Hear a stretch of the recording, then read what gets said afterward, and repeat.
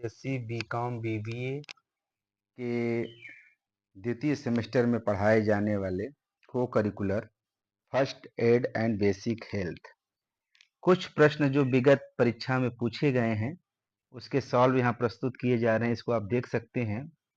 पहला प्रश्न है, प्राथमिक उपचार का मुख्य उद्देश्य क्या है?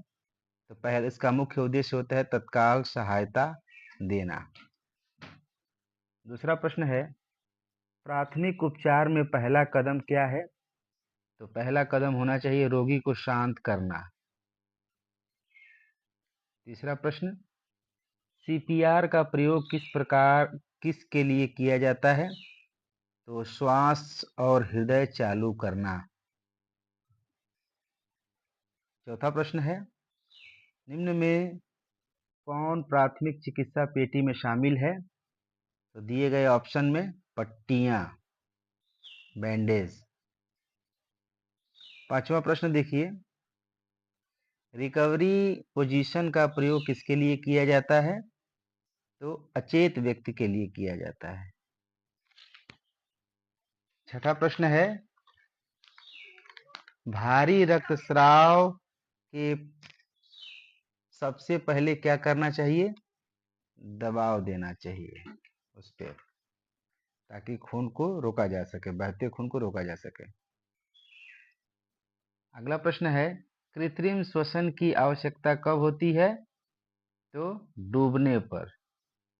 जब व्यक्ति डूब रहा होता, सांस लेने में दिक्कत होती है, तो उसे कृत्रिम श्वसन यानी आर्टिफिशियल रेस्पिरेशन की जरूरत पड़ती है। आठवां प्रश्न है, घाव की ड्रेसिंग के लिए क्या प्रयोग करना चाहिए?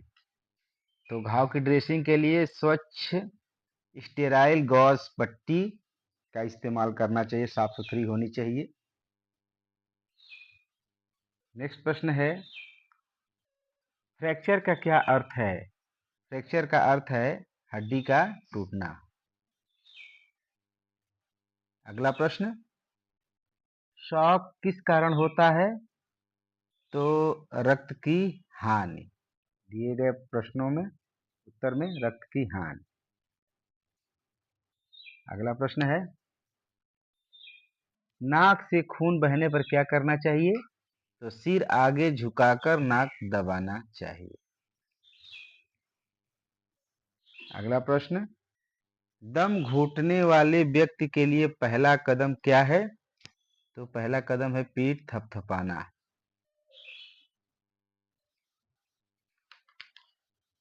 अगला प्रश्न है, बेहोशी किस कारण होती है? तो बेहोशी होती है मस्तिष्क में जब रक्त की कमी यानी ऑक्सीजन की कमी होने लगती है, उसके कारण। अगला प्रश्न है, जलने की स्थिति में क्या नहीं लगाना चाहिए? टूथपेस्ट नहीं लगाना चाहिए। अगला प्रश्न, डूबने में मुख्य रूप से कौन सा अंग प्रभावित होता है? तो लंग्स, फेफड़ा। अगला प्रश्न है, फ्रैक्चर के लिए प्राथमिक उपचार क्या है? तो स्थिर करना। अगला प्रश्न है, सीपीआर का पूरा नाम क्या है? तो सीपीआर का पूरा नाम है cardio pulmonary recitation. Cardio pulmonary recitation. अगला प्रश्न है, कौन सा रक्त समूह सार्वभौमिक दाता है? तो O माइनस। और ए बी जो है वो सर्वग्राही होता है, यानी O माइनस जो है किसी भी व्यक्ति को अपना ब्लड दे सकता है। अगला प्रश्न है, विषाक्तता किस तरह से हो सकती है? तो इंजेक्शन से भी हो सकती है, सांस लेने से भी, निगलने से भी, यानी उपरोक्त सभी। अगला प्रश्न है, बिजली के झटके के लिए पहला कदम क्या है? तो पहला कदम होना चाहिए पावर स्रोत को बंद कर देना, यानी जहां से करंट की सप्लाई हो रही है उसे स्विच ऑफ कर देना, ताकि करंट की सप्लाई बंद हो जाए। अगला प्रश्न है, सांप के काटने पर पहला कदम क्या है? तो पहला कदम है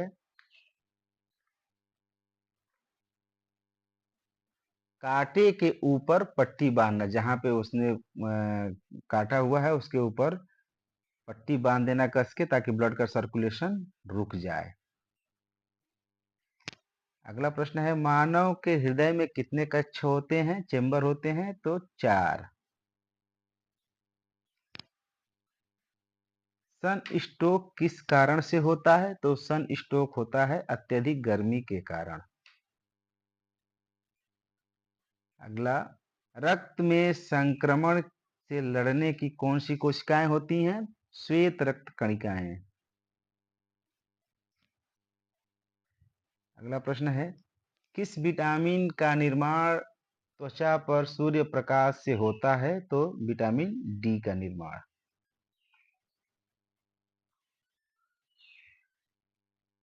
सीपीआर कब तक देना चाहिए? तो कब तक देना चाहिए? व्यक्ति होश में आ जाए तब तक और डॉक्टर पहुंच जाए तब तक, यानी कि चौथा आंसर सही है, पहला और दूसरा दोनों स्थिति में, यानी चौथा आंसर सही है। फूड पॉइजनिंग में क्या करना चाहिए? तो फूड पॉइजनिंग में उल्टी कराना चाहिए। नेक्स्ट प्रश्न, मसूड़ों में खून बहना किस कमी का संकेत है? विटामिन सी की कमी का संकेत है। अगला प्रश्न है, कौन सा रक्त समूह सार्वभौमिक स्वीकर्ता रेसिपिएंट है, यानी किसी से भी ब्लड ले सकता है? तो AB प्लस। अगला प्रश्न, मिर्गी यानी एपिलेप्सी किस तंत्र को प्रभावित करती है? तो तंत्रिका तंत्र को, नर्वस सिस्टम को प्रभावित करती है। अगला प्रश्न है, बेहोशी की स्थिति में क्या करना चाहिए? तो बेहोशी की स्थिति में ठंडा पानी छिड़कना चाहिए व्यक्ति के चेहरे पे। अगला प्रश्न है, किस विटामिन की कमी रिकेट्स से होती है? किस विटामिन की कमी से रिकेट्स होता है? जो हड्डियों को प्रभावित करता है। तो विटामिन डी की कमी से रिकेट्स नामक बीमारी होती है। अगला प्रश्न, किस जानवर के काटने से रेबीज हो सकता है? कुत्ता। अगला, नेक्स्ट प्रश्न, रक्त के थक्के बनने में क्या सहायक है? प्लेटलेट्स। अगला प्रश्न है, रक्त जमने में कौन सा विटामिन मदद करता है? तो विटामिन के। नेक्स्ट प्रश्न है, किस गैस से श्वास रोध हो सकता है? तो कार्बन मोनोऑक्साइड।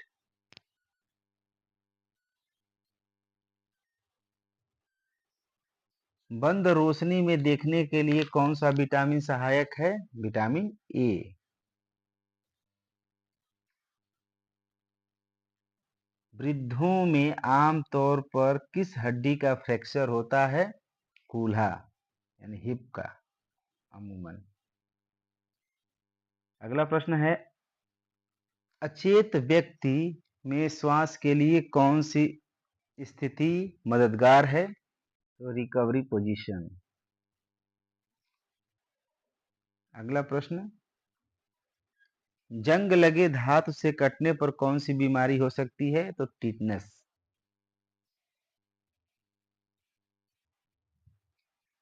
वयस्कों में सामान्य विश्रामकालीन हृदय गति क्या है? तो ये है 60 से 100 बीपीएम।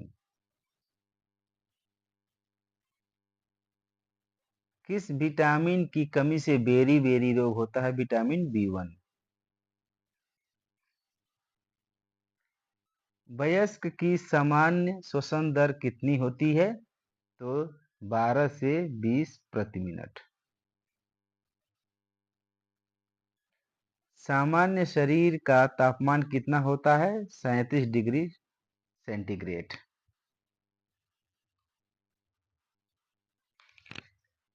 सांप का विष मुख्यतः किसे प्रभावित करता है? तो तंत्रिका तंत्र यानी नर्वस सिस्टम।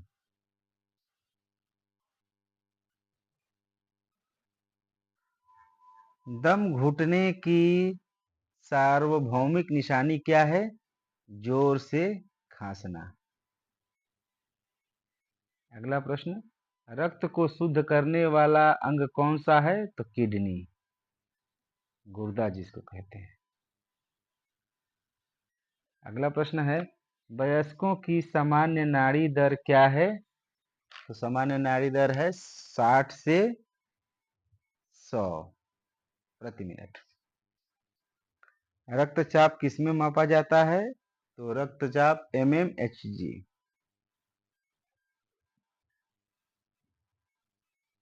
अगला प्रश्न, रक्तचाप नापने का यंत्र कौन सा है? तो ये है स्फिग्मोमैनोमीटर,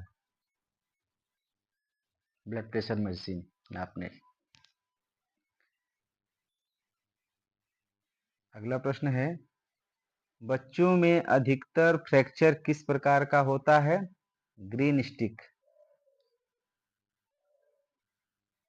मोच किसे प्रभावित करती है? मोच मांसपेशी को, मसल्स को। अगला प्रश्न, कौन सा फ्रैक्चर त्वचा फोड़ देता है?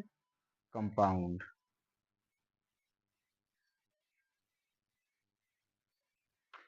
अगला प्रश्न है,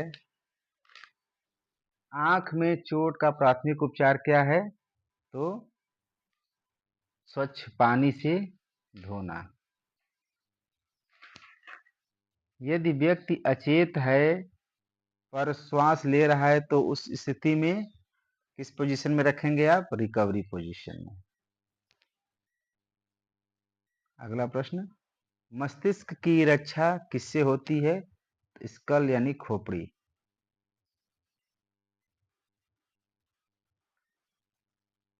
हृदय शरीर में कहाँ स्थित है? बाईं ओर। आरएच कारक किसमें पाया जाता है? तो धनात्मक यानी पॉजिटिव ब्लड ग्रुप्स में। हृदय के वाल्व क्या रोकते हैं? रक्त का पीछे बहना। अगला प्रश्न है, कुत्ते के काटने पर कौन सी बीमारी फैलती है? तो रेबीज। बेहोशी की स्थिति में पैरों को कैसे रखें? तो सिर से ऊंचा उठाएं। अगला प्रश्न, विटामिन के मुख्यतः किसमें मिलता है? तो हरी पत्तेदार सब्जियों में। जो व्यक्ति प्रतिक्रिया नहीं दे रहा है और श्वास नहीं ले रहा है तो क्या करें? सीपीआर शुरू करें।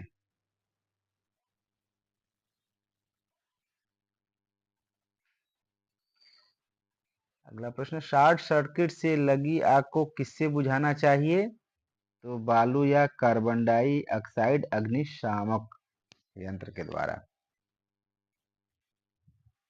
नेक्स्ट प्रश्न, आपदा प्रबंधन का क्या मतलब है? तो आपदा प्रबंधन का मतलब है आपदा से पहले योजना बनाना, प्री मैनेजमेंट कहा जाता है। आपदा के दौरान नियंत्रण करना और आपदा के बाद पुनर्वास करना, यानी उपर्युक्त सभी आंसर इसके सही है। अगला प्रश्न है, इनमें से कौन सी प्राकृतिक आपदा है? भूकंप। नेक्स्ट प्रश्न है, निकासी का क्या अर्थ है? तो निकासी का अर्थ है इवैक्यूएशन का मतलब लोगों को सुरक्षित स्थानों पर ले जाना।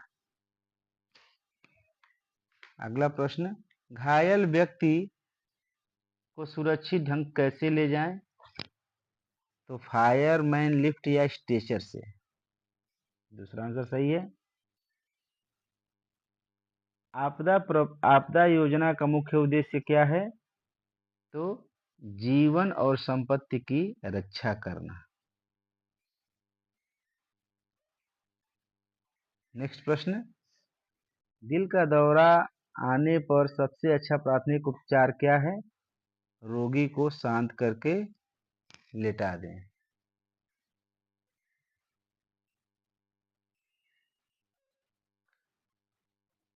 अंतिम प्रश्न है, वयस्क व्यक्ति में कुल रक्त मात्रा कितनी होती है?